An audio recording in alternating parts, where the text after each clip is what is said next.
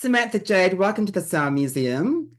It's been such a long time. Oh my gosh, I haven't seen you in ages. I was just thinking it was Logie's 2016.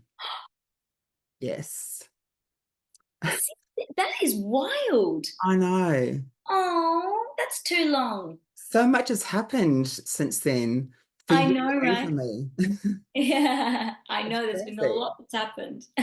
Your mum was a dancer and you Yeah, were finally on Dancing with the Stars. And oh my God, you did so well. thank you. My cousin Shantae is a dancer, is a ballroom Oh, dancer, and yeah. but she's moving back to Melbourne in October because her dance partner lives in Melbourne. Okay. So I know how difficult and the work, the hours they put into rehearsal. When you Mhm. first signed on to this, did you have any idea how hard and full on it was going to be? No, not at all. I was like, like I knew it would be work because obviously I'm a singer and I understand how hard that is. So I knew it's a different art form. It's going to be hard. I did not know it would be that hard though. And even my dancers have never done ballroom and Latin. So I was asking them, what's it like? And they're like, we don't know. We haven't done it. And I was like, oh. So I remember going in the first day, learning a little bit. And I feel like Gustavo was kind of easy on me the first day. And then the second day I went in, he's like, do you remember the routine? And I was like, oh. And then we started to do it again. He's like, okay, now you've got the like some of the base of it. I mean, this was like the first two counts of eight. He's like, now we're going to learn technique. And I was like, oh. And that's when it got really hard. Because I think learning the steps I picked up quite fast because I pick up steps for my own choreography. It's learning the technique and doing it right. And I respect dancing and I respect the art form. So I was like, I don't want to just go out there and just do it. I want to try and do it as well as I can and respect my teacher and respect the craft. So yeah, learning the technique was so hard. Oh my God, there were days where I was like, what have I done? Because one of the comments from the judges, Helen, that comment, I was watching that, I was thinking, she looks like my auntie, actually. She Yeah. reminds me of my auntie so much. They've just got no Yeah. filter. Oh, But she didn't do it in a nasty way. It was a way that you looked smoking hot, you looked amazing. But let's face it, most of your fans watching will be watching Cascava. yeah, totally. And I'm So fine with that. yeah. But I mean, the cha-cha was an amazing dance. And Emily Williams sang that song. Did you know that? Oh, I didn't. Yeah, so Emily Williams from Young Divas sang Oh, that song Respect. and it's such a hard song to sing. She did Oh such a great wow. job. Sounds amazing. Your favorite dance would have to be the foxtrot. Yeah, I mean, I love them all for different reasons, especially when you finally get it and you start to feel like you're kind of good at it. You're like, I love this one. But the foxtrot, I'm obsessed with that era. I always have Oh, been. it's I beautiful. love the screen sirens. I love that time. Old Hollywood. I've been obsessed with that since I can remember. And I always, Marilyn and all those people. I just think that's beauty and so I've never been able to play myself in that role. That's always been a dream of mine. But when on earth do you get to do that? And I just loved every minute of that one. And it's such a beautiful dance. I'm so glad that I know it now. Yeah. That I can actually go into hold and do it. It just feels beautiful to dance. So yeah, and anytime I sometimes on my Instagram it comes up and I'm like, oh, I love the foxtrot.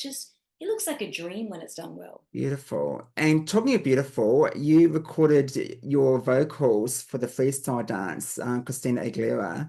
Yeah. Can you please release that? Just saying. You know what? I was thinking about that. Maybe I should just put it up on YouTube or something. Uh, No, the- Spotify. on Spotify, yeah. Well, they said to me like, would you be open to singing the song? I was like, yeah, of course. Of course, like, I knew that I could get around it, but then we didn't have a lot of time because it's a very fast moving show. There was like a window of one night because you rehearse every single day for hours. There was a window of one night, I think it was 3 hours. But I was so proud of that moment. I was like, that is a performance I'll never get to do again. Mm. What a cool piece of content to have. And I was proud that I could do it, for my dance partner, because they work so hard. They teach you. They spend hours and hours critiquing and teaching and helping. So it was just such a great moment. Now you've done Dancing with the Stars. I think when you tour, you must incorporate dance, like that dance into your shows. That would be Yeah, amazing. I've been thinking about that, especially some of the Latin, because the Latin really could go with my music. I know I was thinking about that. I'm like, maybe I need to put in a little Latin dance and teach my singers so that we could do it together. But get your dance partner on tour with you because I remember a few Um, years ago, I think Human Nature had done a show and they got yeah, I think Arik and his dance partner during the show as well, which was amazing. Yeah. that's so cool. Yeah, because people love to watch it, and I get it. I every time, because we would watch the other performers, we'd all get like obviously a rehearsal, and I love watching dancing. I love watching dancing. It's amazing to watch. I just went and saw Burn the Floor when I was in Perth. Mm. Ashley, who kind of organises Burn the Floor, who was on the show with Phil from Human Nature, invited me, and I was like, absolutely, I would love to come down. And they're just so talented. The talent is on another level. Like, I Yeah. don't feel like you people get how hard it is to do some of the things they do, because they make it look so easy, but they're athletes. It's unbelievable. You've done Dancing with the Stars, very different to doing Celebrity Apprentice years ago. That when you sold your dress that you won the aria in, I was like, Yeah, oh my God, because I was when you won the aria, I was there backstage in the media I room. remember. Yeah, and you won the aria for best video for Firestarter. I Yeah, mean, and to sell that, it was for charity, but was it yeah. hard to sort of sell that dress? Yeah, it actually was, because it's, such a moment in my life and such a piece that is so special to me. But obviously it was for charity. There's, nothing better to sell it for. Than charity, and also it went to a supporter who's been very kind and very supportive from the start. So it was the right person as well. I definitely wouldn't have just given it to anyone. And he's always been really supportive of me. But it was, yeah, it really was hard to part with. And I actually hadn't seen it in the flesh in a while, because it went back to the designer, but the designer Zhivago kept it, and it was kind of like kept in like a room. And I asked them, and I said, listen, I know that you may say no to this, but everyone had to have an item that was really important. And I was like, when I think about it, that's probably one of the most important items in my life. And they were like, no, we get it. For charity, we'd always be up for it. So it was a really beautiful full circle moment. This year marks 12 years since X Factor. I know. How nuts is that? Can you believe it? It's just, I No. mean, looking back at that time, I think I was on Team Sammy, I think maybe from week 2 when you done Free Fallen by Zoe Yeah. Bailey. Yes. I think that's when the gays got you, darling. I always got them, and that's when they got me. Yeah. Yes, I know. And that was such an amazing moment. I mean, Mm, Done to Me went number 1. yeah. Album went top 5. I mean, what an amazing ride since then. So many great songs. I mean, we Yeah. mentioned Firestarter before. When Yeah. you were writing that song, because that seems to be like your one of your signature songs now. Yeah. Yeah, Close it the is. show with Firestarter. So Yeah. when you were writing Firestarter with the guys from your DNA, did you realize you had something special when you wrote that song? Do you know what? I remember when we were writing it, because obviously What You've Done to Me had come out. And when something works, it's only natural to be like, let's do another version of that, right? Because that's work, that's done really well. Let's kind of follow that, what made that work, and do it again. And we didn't do that, because Firestarter sounds very different than What You've Done to Me. Obviously, it's pop, but it's in a very different vibe and feel.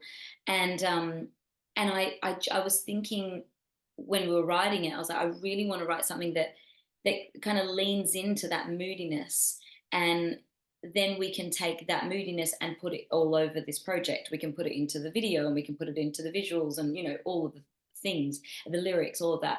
And I felt like when we wrote the chorus, I did feel like it was special. I just felt that way, da, da, da, da, da, da, I just felt like it was big, and I could imagine people singing it because I was like, oh, it feels very anthemic, and I hoped that it would do well. And then I remember, because I always send, like, there's a group of core people that I send my music to, and I'm like, what do you guys think? And they're always honest. They're never just like, oh, yeah, I love it. They're like, I love this, I don't love that, maybe this. Everyone I sent it to was like, no notes, obsessed. And I was like, okay, that's a great sign. You've had so many bangers over years. Sweet Talk's one of my favorites. Thank About you. Always, Shake That with Pitbull. I mean, Yeah. so many great songs. I remember back in about 2020, you were saying that you had an album coming, but the Yeah. album didn't come out. So I Yeah. was sort of wondering, because Mm. you're not with Sony anymore, but do you Yeah. have any stuff that is unreleased that we could hear in the future, perhaps? There was so many songs that I had to leave behind when I left Sony. Oh, That's what happens, unfortunately. Even though you put your heart and soul into it, unfortunately, that's what happens with but a they lot. don't belong to you anymore. Some of the songs, yeah. Oh, Yeah. no. So it sucks because obviously, that's what you do. You write them, and it's your art, and it's hard to part with them. But then again, music changes very fast. So then you listen back and you're like, actually, that sounds a little old. Aside from the ballads, Um, but also with that time, COVID happened right there, right? Like right in Yes. the middle. A lot changed around that time. I didn't want to I actually think around that time I was writing some really sad songs. I was going through a lot of things at that time that I probably wasn't vocal about, but a lot of things were happening in my life.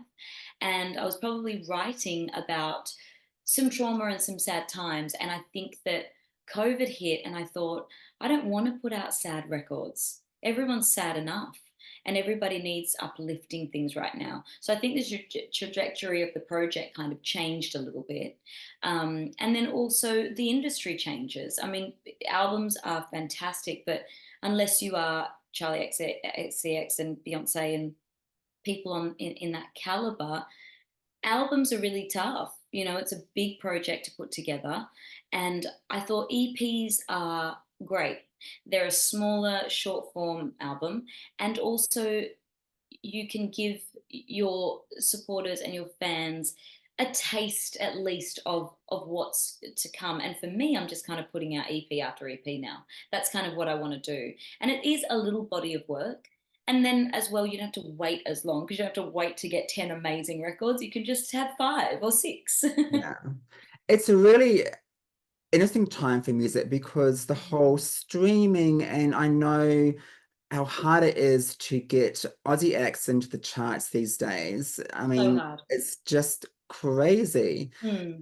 What's your take on the whole streaming situation? I mean, it's hard, of course, but I've been in this industry while streaming has been king for a very long time. But I think that you just have to do other things. I've never actually come into this industry thinking I'm just going to sing and that's going to be it.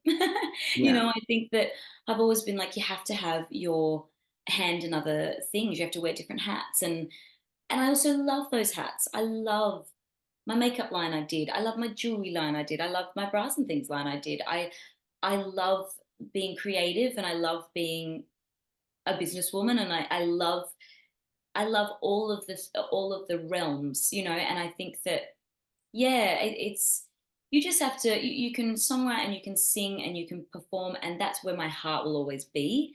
But you just have to be as smart about having other things happening, other projects going on. And I always will, because that's what I like.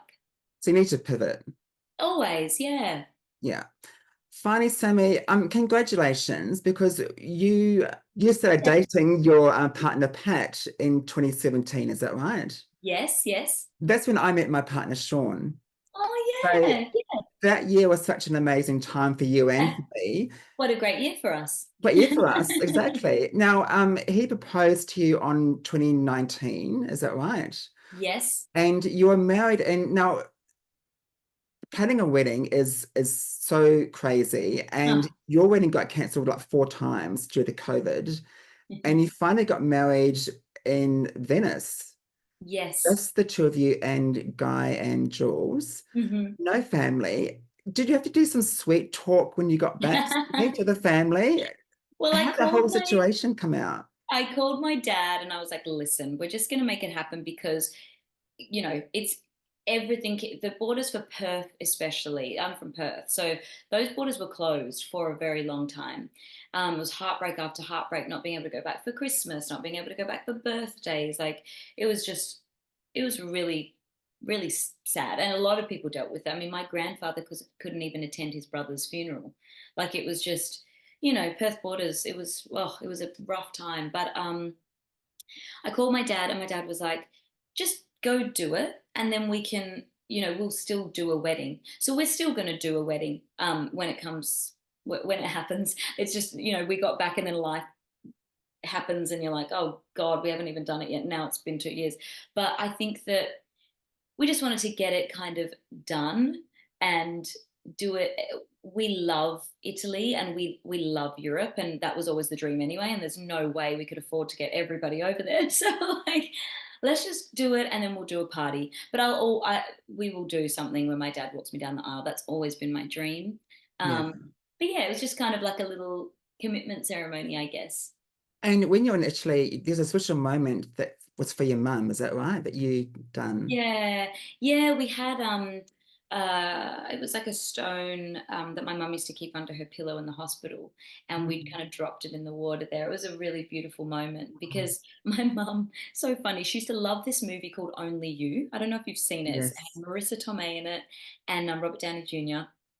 And we used to watch it all the time, and she loved it. And her dream was always to go to Venice, to this hotel in Venice. And so we dropped it at the front of that place. Oh, so special.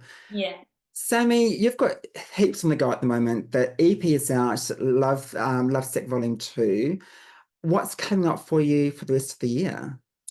You know what? It's like I said before, I'm kind of just about putting out projects now. I feel like I've found my groove again. I feel like sometimes you lose that. I mean, emotionally you go through stuff, and you're like, oh, does anyone care? You know, you do go through that a lot. And listen, some people don't, but you have to do it for the people who do, and for yourself. And I've really gotten a hold of that now. And so I'm just kind of on the path of putting out things, and loving putting out projects. So there are a few fun things in the works coming out, which I'm very excited to share. So I think that once the ball kind of has started rolling, I'm just going to try and keep it going. So, quick five questions to finish off with. You've done singing, you've done acting. Would you like to do a musical on the stage? And what would be your ideal role? I would love to, actually. I've really thought about this, and I would love to, and I would love to play Roxy Hart. In Chicago. Yes. Oh my goodness, it'd be amazing. Yeah. Talking of acting, you've done, of course, Home and Away, the In Excess movie, you've done so much. Any acting plans for the future? I'm always open to them. Like, I guess with acting, I don't put enough into it, you know, for me to be offered roles and things like that. Music is always my bag, but I love acting. I think that I've been thinking about really going to try a little bit more, and go on auditions, and go back into some acting lessons, because that's something I really love. So yeah, I've been really thinking about that. You should definitely do that, definitely. Yeah, Have that's you ever had a song which you said no to, which ended up being a hit for someone else? have I done that? Actually, there was it wasn't me that said no, though. It was my team at Sony when I first got signed, just after X Factor. There was a song called Replay that Zendaya ended up putting out that I was obsessed with. Oh, And wow. they said no to it. Yeah, my friend Zach, I don't know, he knew the writer of that song, and he brought it to us, and I was like, I'm obsessed with this song. And my team at the time turned it down. Yeah, and this was before I spoke up. So yeah, it didn't it didn't end up making the record, and I was like, oh my God, and then it was a hit for Zendaya. In 2018, you've done your Best of Love album, the disco album, Yeah. and it was released on my birthday, by the way, Oh, April that's right. 20th. I actually remember that. Yeah. Yeah, yeah. So thank you for that. Anytime. If you had to do I guess a theme album for the future or theme EP, what theme would you choose? I think I would definitely do something within that realm of that foxtrot. I would love that kind of that era, Ella Fitzgerald, The jazz sort of. Ed James. Yeah, I just love that. That's the music I listen to. I mean, people will be shocked when they hear that, but that's the music I really listen to. Like when I'm cooking or cleaning or just, around the house, that's always playing. Well, because I'm actually going to interview Jenny Hines tomorrow, Yeah, and she's done a jazz album with James Morrison. So amazing. maybe you should hook up with James and do a Totally. collaboration, Great perhaps. idea. I'll give him a Just little call. putting it out there. Yeah, yeah. Samantha Jade, thank you so much for joining me on the Sound Museum. Thank you. I love speaking to you. It's been too long. Oh, it's been way too long. Yeah. Everybody get Lovesick Volume 2 featuring the single Peachy. It's on streaming on iTunes. Stream it, listen to it, download it, share it. Check out Lovesick Volume 1 as well, all your other hits and albums on Spotify and streaming. Yeah. Thank you so much, love. It's been great Thank seeing you you. again. Oh, you too. Wait, we need to get a little picture. Yes. Ready?